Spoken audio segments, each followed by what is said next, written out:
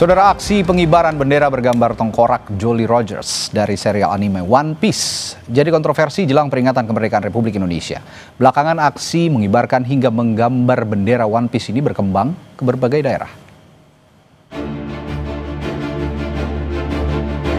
Jelang peringatan kemerdekaan Republik Indonesia, bendera bergambar tengkorak Jolly Roger dari serial anime One Piece jadi kontroversi.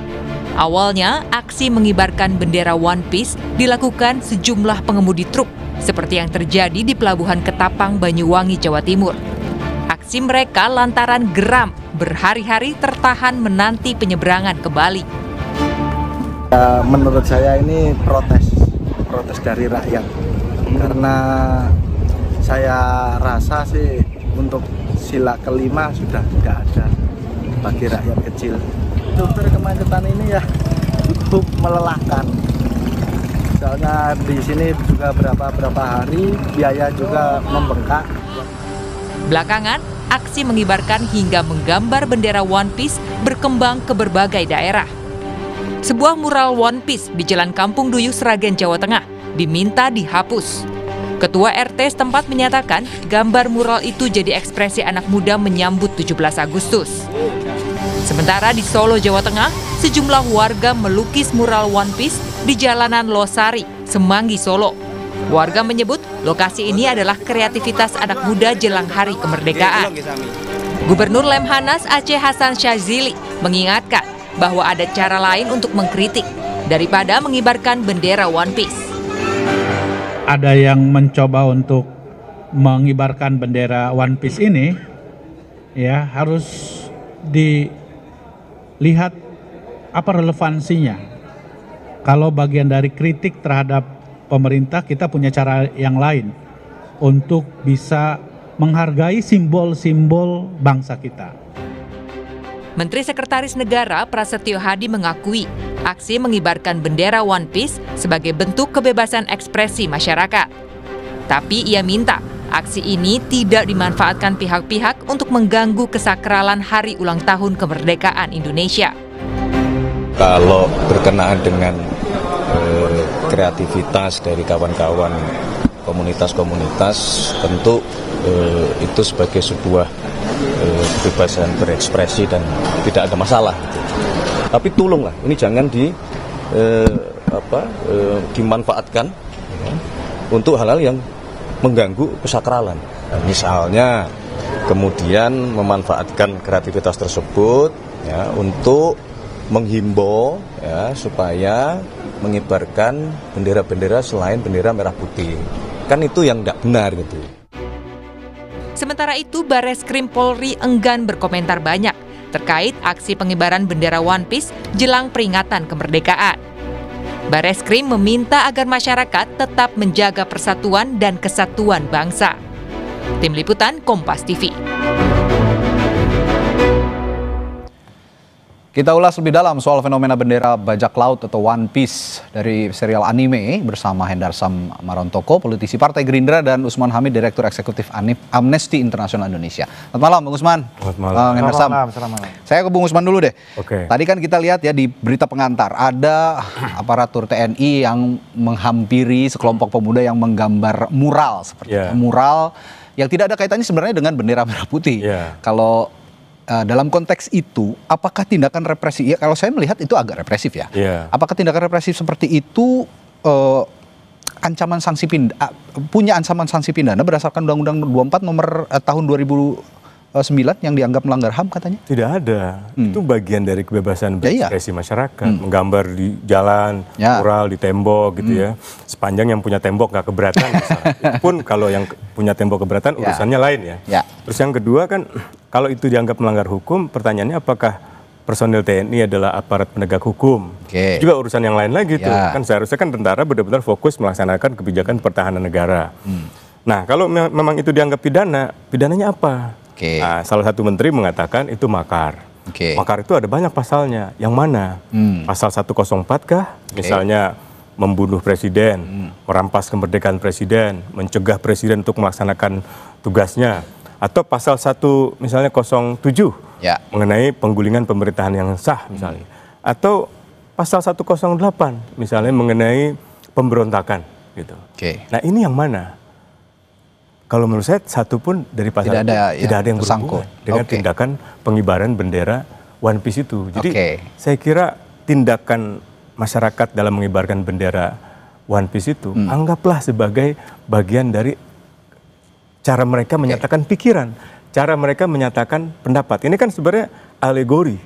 Alegoris itu sangat penting karena dia bisa menyederhanakan kompleksitas persoalan. Misalnya tadi supir-supir truk. Supir truk kalau disuruh menjelaskan kenapa mereka sampai ngantri 3 hari, dia bisa 2 jam jelasin itu kan.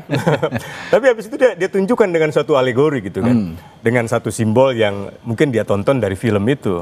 Dan penggunaan produk-produk pop culture kayak misalnya bendera, atau misalnya istilah-istilah kayak Konoha. Atau dulu zaman 98 saya itu pakai poster film Saving Private Ryan.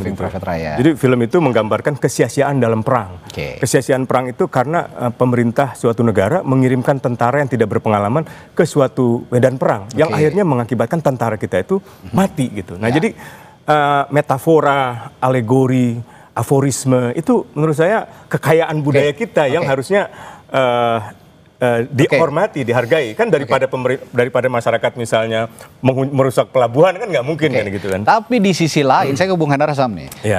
Di sisi lain Bung Hendar Sam, tadi juga di berita pengantar kita lihat ada bendera merah putih disandingkan dengan bendera One Piece. Nah, apakah itu yang dinamakan juga delik pidananya di situ ada? Karena kan diatur juga dalam Undang-Undang Nomor 24 tahun 2009 tentang bendera, bahasa dan lambang negara. Ya, jadi memang kan saking sakralnya bendera negara ini sampai harus dibuatkan satu undang-undang tertentu. Ya kan, tentang bendera negara, tentang lambang negara, tentang lagu kebangsaan, tentang bahasa kan seperti itu. Jadi saya rasa ini, saya konteksnya sama seperti yang disampaikan oleh tadi Mensesnek, bahwa kenapa gerakan ini terjadi, pemerintahan Pak Prabowo ini sangat terbuka sekali dengan segala macam kritik.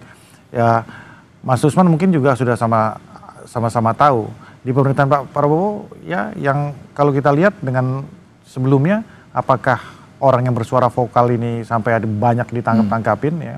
Saya oposisi 2019 ratusan bahkan ribuan mungkin, dengan beliau juga mungkin kita yang memberikan itu sangat jauh ya untuk dari sisi ininya. Cuman maksud saya kan ada 2 hal yang harus kita lihat, bahwa satu ya kan, gerakan ini sebagai ekspresi sosial dan politik dan juga kreativitas kita terbuka, sangat terbuka dengan hal tersebut. Tapi satu ya kan, jangan kita mendowngrade bendera merah putih ini disandingkan dengan anime apa namanya One Piece ini. Satu ini bukan kultur bangsa Indonesia. Anime ini dari infiltrasi dari Jepang. Dan kedua, konteksnya juga nggak semua juga tahu ini apa namanya itu filosofi dari One Piece ini. Harus nonton dulu kayaknya. Harus nonton dulu. Saya juga cek baru nggak ada yang tahu ini FOMO juga ya kan. Yang ketiga, One Piece ini kan perompak. Nah kan gitu kan. Yang ketiga juga menjelang apa namanya itu proses hari kemerdekaan kita. Bagaimana kita berdarah-darah. Bagaimana para pejuang kita berdarah-darah untuk mendapatkan kemerdekaan itu, dan kita tanda kutip kita rusak kesakralan itu dengan cara-cara seperti ini. Sebenarnya kalau momennya itu dilakukan tidak ya kan, tidak apa namanya itu menyandingkan dengan bendera merah putih, tidak dalam apa namanya itu countdown menuju 17 Agustus di tahun ini, mungkin nggak akan seseram ini. Jadi yang ujungnya yang kita lihat ujungnya memang politiknya agak sedikit kental di sini, karena bicara masalah momentum. Jadi ini aktivis tulen ini, ya kan? Saya beliau pun tahu ini kan pasti ada apa nama itu, ada aroma politis yang ingin untuk Tapi sampai sekarang juga belum tahu yang berada di balik ini siapa. Tahu juga ini kan kayaknya civil society aja, gerakan spontan aja gitu loh. Percetakan. Dan itu menumbuhkan ekonomi baru. Nah, balik lagi. Kan kalau kita lihat ini kan dari teman-teman odol tadi kan. Harusnya kan konteksnya konteks odol aja dong gitu loh. Tapi kan ketika itu melebar ke mana-mana, jadi ada gerakan antras terhadap pemerintah. Kan gitu kan. Dan ini yang menjadi paradoks buat saya ya. bahwa bagaimana kita bisa melihat situasi kritis ini benar-benar kritis seperti itu apa enggak? Bagaimana 30 tahun Reza Khalid menguasai Pertamina, ya kan? Bagaimana mafia pupuk selama ini tidak pernah tersentuh, ya kan? Bagaimana petani ketika panen, ya kan, tidak bisa menikmati mungkin hasil. Itu reaksi dari hal-hal seperti itu kan dari masyarakat. Iya kan, ya gambarannya kan harusnya bukan pada saat ini, harusnya pada saat One Piece itu hadir pada saat Prabowo belum memerintah kan gitu kan harusnya kan. Begini. Kan jadi paradoks kan. Begini. Tapi kan? Ini ada narasi juga tadi kita saksikan juga di berita pengantar dari Mensesnek Prasetyo Hadi bahwa ini dikhawatirkan memecah belah bangsa. Tapi kalau menurut Bung Usman ada nggak unsur memecah belah bangsa itu atau jangan-jangan ini ya karena itu masalahnya tadi karena lambang negara aja. Kalau di luar itu misalnya soal mural di tengah jalan itu tidak ada masalah. Bayangkan kalau anime One Piece itu adalah lambang dari sebuah negara. Katakanlah negara Amerika Serikat misalnya gitu ya kan. Lalu masyarakat mengibarkan benderanya sambil merobek bendera merah putih. Atau melakukan tindakan lain yang merendahkan martabat bendera merah putih. Itu mungkin bisa kena undang-undang tentang lambang negara, tentang bendera. Banyak negara, sebagian negara memang melarang itu. Sebagian lagi membebaskan sepanjang itu tidak misalnya menyerang orang, merusak properti gitu kan. Nah, tapi dalam kasus yang sekarang, kalaupun ia disandingkan dengan bendera, tergantung niatnya. Misalnya tadi mau dimasukin ke pasal makar ya. Pasal makar itu kan bukan hanya ada niat, tapi ada permulaan perbuatan. Nah, permulaan perbuatannya mana nih? Kalau pasal 104 arahnya ke pembatasan kemerdekaan presiden, pembunuhan presiden. Kalau pasal 108 menggulingkan pemerintahan yang sah dengan senjata loh, dengan kekerasan loh makar itu. Apakah ada senjatanya? Apa ada kekerasan? Rasanya nggak ada. Apalagi tadi yang diberikan kesempatan untuk bersaksi supir truk. Nah, mungkin pada saat supir truk itu diberitakan, saran saya misalnya Menteri Perhubungan gitu ya, atau menteri-menteri terkait itu merespon segera. Sehingga antrian di pelabuhan itu tidak begitu lama. Saya pernah ngerasain itu 2023 nggak salah, saya ke Bali itu naik bawa mobil sendiri ngetes umur ya. Dan ternyata masih bisa. Tapi antrinya cukup panjang itu. Nah, hal-hal semacam ini yang mungkin saya kira pemerintah kan juga berkepentingan untuk memastikan seluruh jalur logistik itu efisien, gitu kan, tidak ada pungli gitu kan. Kan malu loh supir truk sampai mengatakan kami tidak minta pekerjaan, gini, Bung Usman, kami jangan dipalak ibaratnya gitu. Bagaimana dengan apa yang dikatakan Bung Hardasam tadi soal kesakralan momen sakral ketika hendak merayakan kemerdekaan Republik Indonesia? Apakah ini juga tidak ada kaitannya dengan tindak pidana mencederai lambang negara? Nah, itu misalnya gini. Kita kan baru berasumsi nih. 17 Agustusnya belum tiba, perbuatannya belum ada. Katakanlah ini adalah tanggal 17 Agustus. Tiba-tiba ada masyarakat yang mengibarkan bendera merah putih di atasnya, di bawahnya bendera anime One Piece. Lalu masyarakat mengatakan, ya Tuhan, terima kasih atas kemerdekaan politik negara kami. Para pendiri bangsa, terima kasih atas jasa para pahlawan itu. Namun setelah kami refleksikan selama 80 tahun, kami merasa kemerdekaan itu masih jauh. Tadi kan Pak supir truk mengatakan keadilan sosial belum tercapai. Sila kelima ya. Kalau ia ungkapkan dalam kehusyuan semacam itu, dalam kekhidmatan semacam itu, dan kebetulan dia mungkin kelahiran tahun 2000-an atau anak Gen Z gitu, caranya adalah melampiaskan dengan alegori sebuah film gitu. Susah kan kita mengatakan itu ada unsur kejahatan gitu. Tapi dengan analogi supir truk seperti itu, hanya seorang supir truk memiliki analogi seperti itu, punya intelektualitas yang sebagus itu, menurut saya sangat-sangat hebat mereka. Hebat loh. Iya, jadi itu kan kehebatan dan kecerdasan seseorang dalam menjelaskan suatu masalah bukan pada caranya yang rumit, apa pada diksi atau istilah yang berat-berat gitu. Tapi kemampuannya menyederhanakan itu dalam sebuah metafora, sebuah alegori. Lihat aja kitab-kitab suci, isinya kan metafora, alegori, aforisme, sufi-sufi seperti Jalaluddin Rumi itu menggunakan ilustrasi-ilustrasi yang tidak langsung dengan bahasa lain, dengan kata lain, dengan menggunakan sastra sebenarnya itu. Tapi ini ada yang unik nih. Saya tanyakan ke Bung Hardasam nih ya. Tim riset kami punya punya informasi bahwa ternyata bendera One Piece ini pernah dipakai atau pernah disinggung oleh Wakil Presiden Gibran Rakabuming Raka. Apa pendapatnya? Tapi dijawab dulu. Setelah jeda di Sapa Indonesia Malam, tetaplah bersama kami. Sebelum kita lanjutkan perbincangan, saya baca dulu berita yang satu ini. Pemerintah Kota Surabaya tidak melarang warganya untuk mengibarkan bendera One Piece di perkampungan. Namun Wali Kota Surabaya Eri Cahyadi mengimbau warganya untuk menghormati momen peringatan Hari Ulang Tahun Republik Indonesia dengan mengibarkan bendera merah putih. Dari data Badan Kesatuan Bangsa dan Politik Bakes Bangpol Kota Surabaya, terdapat 6 titik lokasi pengibaran bendera hingga grafiti di perkampungan berlambang One Piece. Namun bendera dan gambar One Piece itu telah diturunkan dan dihapus oleh aparat. Menanggapi hal itu, Wali Kota Surabaya Eri Cahyadi bilang tidak ada larangan pasti warga untuk mengibarkan bendera kartun anime One Piece. Tetapi Eri memohon kepada warga Surabaya untuk tidak mengibarkan bendera lain selain bendera merah putih, khususnya di bulan kemerdekaan ini untuk menghargai perjuangan para pejuang dan tidak mengurangi makna dari kemerdekaan Republik Indonesia. Pada warga Surabaya, gak ono larangannya memang. Apakah mau benderanya Naruto sampai kayak no bendera animenya One Piece sampai pasang, ada aturan larangannya? Gak ada. Tapi jangan kurangi makna kemerdekaan kita. Perjuangan dari para pejuang kita adalah untuk memberikan persatuan, memberikan kesatuan, memberikan rasa kebahagiaan kepada yang lainnya dengan perjuangan kebersamaan yang dituangkan dalam gotong royong seperti dasar-dasar dan nilai-nilai Pancasila.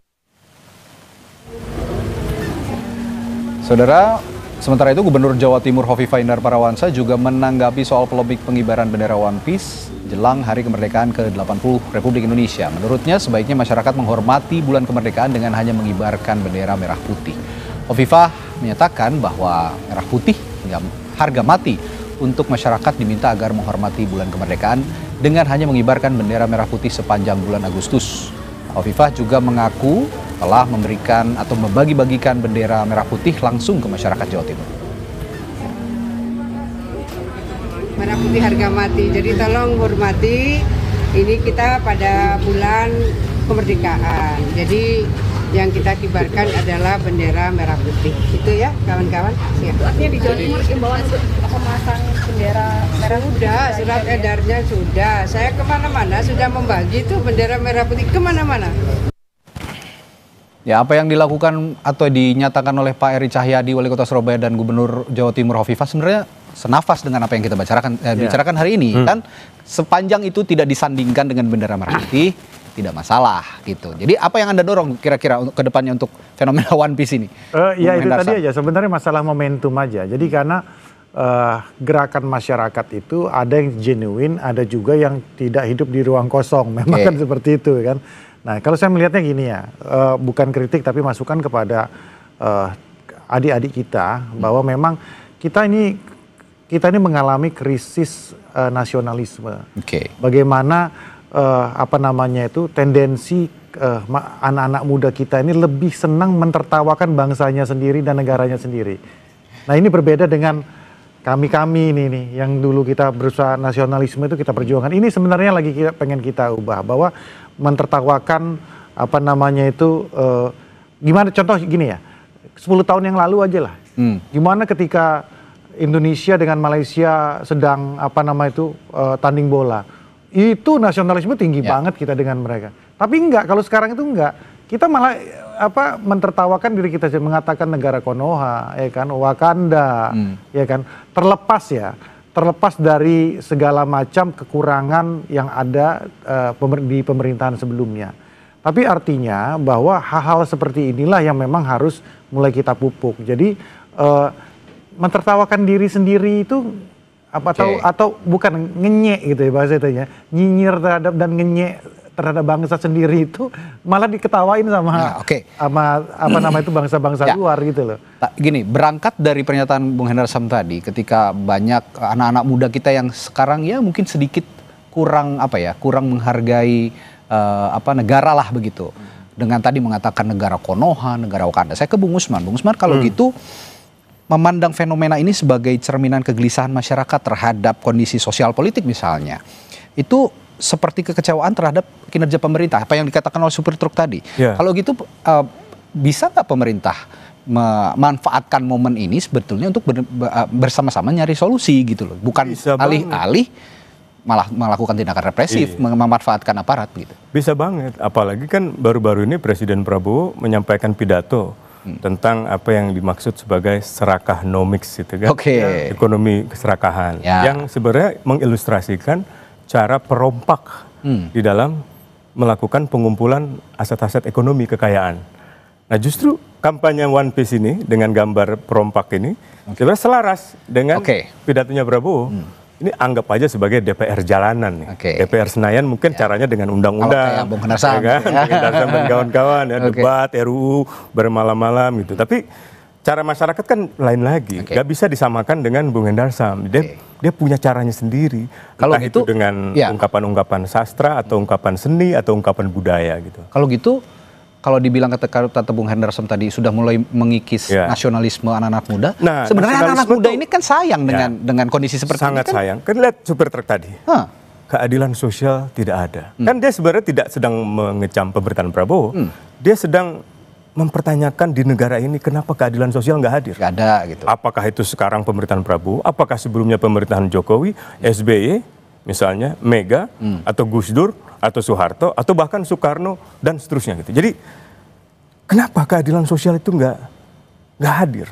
Kan kecintaan pada bangsa ini nggak bisa direduksi pada nasionalisme dalam pengertian persatuan saja. Seperti yang tadi diutarakan gitu, jangan sampai pecah belah, kita harus bersatu. Kan seolah-olah kebangsaan itu hanya pada sila ketiga.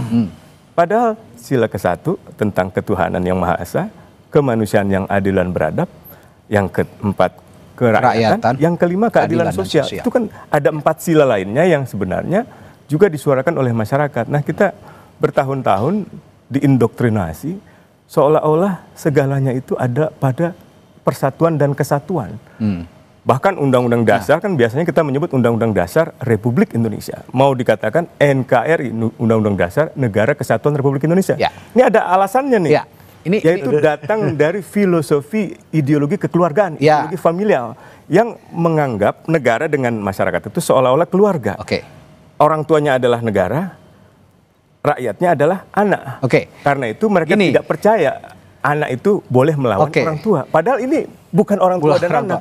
Ini negara modern yang hubungannya egaliter gitu. Jadi saya kira itu harus diterima lah dengan lebih terbuka gitu. Alih-alih gitu ya memberikan sikap yang represif terhadap Gen Z, milenial gitu ya.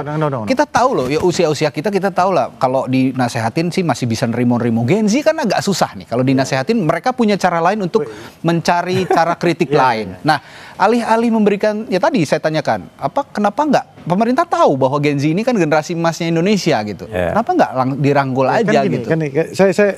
Kita harus pilah dulu. Odol ini apakah mereka kan selalu punya cara gitu loh. Masalah odol ini, tapi kan bukan hanya odol ya. Iya, kayak konteksnya sudah meluas kan. Bung Usman tadi kan. Konteksnya odol apakah ini mewakili Gen Z atau tidak? Kan ini kan hal yang berbeda sebenarnya kan. Jadi ini kan masyarakat kecil bawah dan pekerja-pekerja yang ada pada saat itu. Dan ini nggak bisa kita samakan dengan Gen Z yang mungkin punya perspektif yang berbeda tentang ini. Ya, memang masalah odolnya masalah keadilan sosial. Itu tentu. Dan saya mensupport hal tersebut apabila memang ini harus diselesaikan secara cepat-cepatnya. Tapi di satu sisi bahwa memang kita algoritma sosial kita ini menjurus ke arah terkikisnya nasionalisme, ya kan? Ini yang menurut saya kita agak miris dengan kami ya, yang boomers ini, ya kan? Bagaimana kita sekarang saya balik bertanya kan, teman-teman adik-adik kita itu kan tahu nggak, ya kan, pahlawan-pahlawan kita itu siapa-siapa aja sih, ya kan? Apa yang sudah dilakukan, ya kan? Dari daerah mana segala macam. Saya rasa belum tentu tahu gitu kan. Nah, ini yang sebenarnya masukan saya, ini dua hal yang kreativitas anak muda ini dengan rasa nasionalisme mereka itu harus tetap ditumbuhkan. Bagaimana contoh Amerika ya kan bisa mengglorifikasi ya kan keamerikaannya itu sampai ke luar negeri kan.